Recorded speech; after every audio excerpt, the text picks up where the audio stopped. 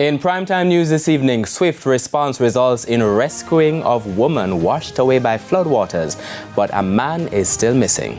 Westmoreland School appeals for more assistance to locate 4-year-old snatched from grave digging. And government and opposition locked in verbal sparring as IC report saga deepens. Good evening and welcome to Primetime News, on air and online at onespotmedia.com, and a special welcome to our viewers on TVJ International in the Cayman Islands. I'm Archibald Gordon. And I am Andrea Chisholm with a preview of what's to come in business news. Here's Javon Keys.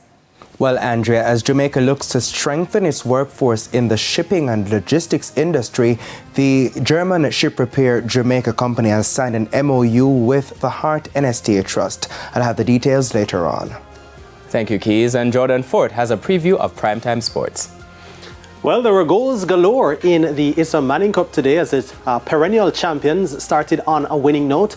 Plus, more details emerging as to why the St. Jago girls track and field team coach resigned. I'll have that in sports later on. Thank you, Jordan. And Romaine Robinson is here with a preview of what's coming up in the weather. Thanks, Andrea. Now, the tropical wave did move across the area today. We did have shower and thunderstorm activity, especially across sections of the south, but we still have some lingering moisture in the area, so more is expected tomorrow.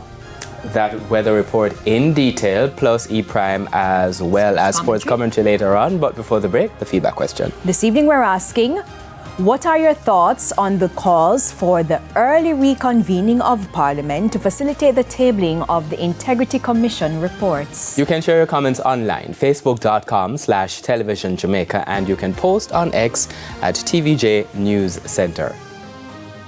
Stay with us. Primetime News returns right after this break.